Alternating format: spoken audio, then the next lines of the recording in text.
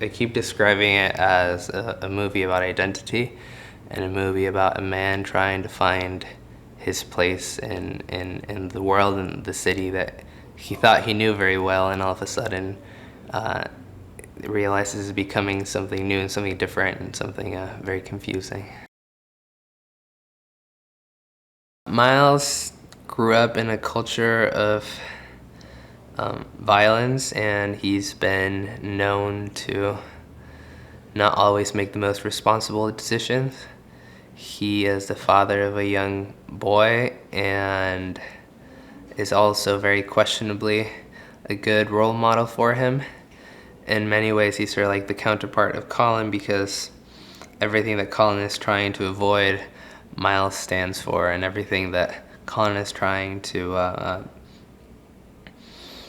sort of like get rid of, Miles amplifies. So it becomes this very complicated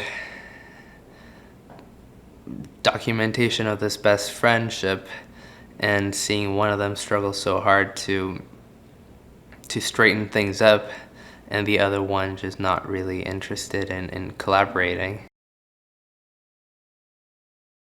Colin and Miles are played by David Diggs and Rafael Casal, who also wrote the movie and who also produced the movie. So it's very much their baby in so many ways. And yeah, I mean, I'd been working with them for years.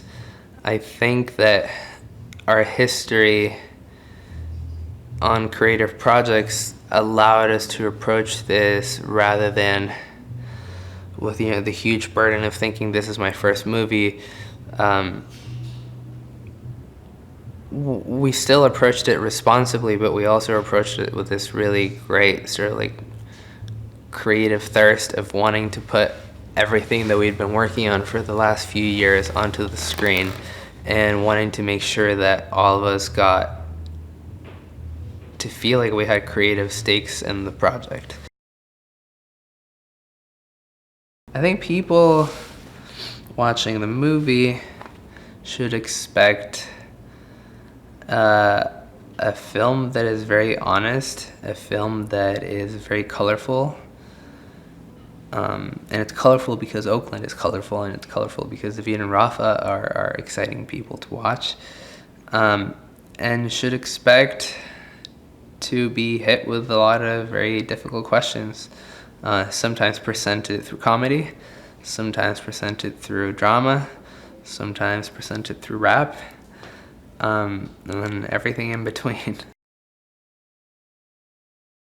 Rafa and David were very clear that they wanted the movie to feel heightened. I feel like everything in the Bay is a little bit larger than life, and the way people talk and the way people dress and the culture and the music, it's sort of like drama. It's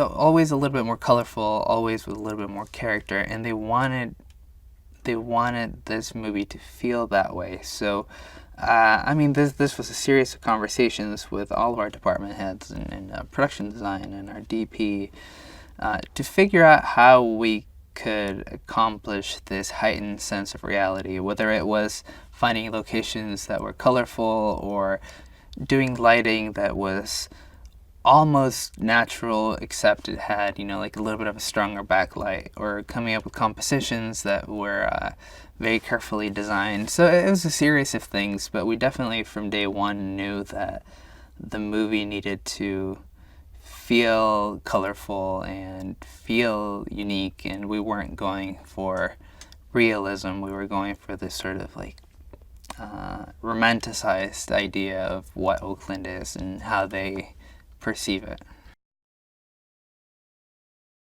One of the biggest challenges when putting together this movie is that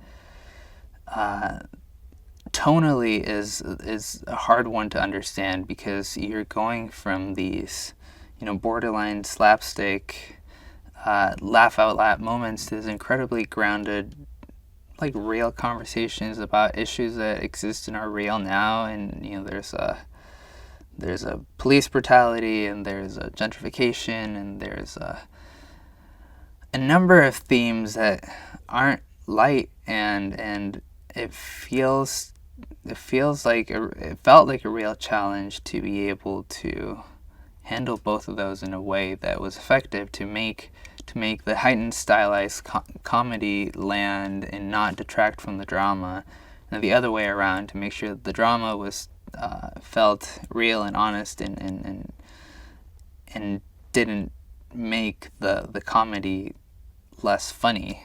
And we do those. I mean, the movie's full of those sort of like really abrupt shifts. So trying to figure out the right balance and try to figure out how to make it all make sense within the world of the movie, I think was something that we knew was going to be tough, and we had an eye on to make sure that we were doing it properly.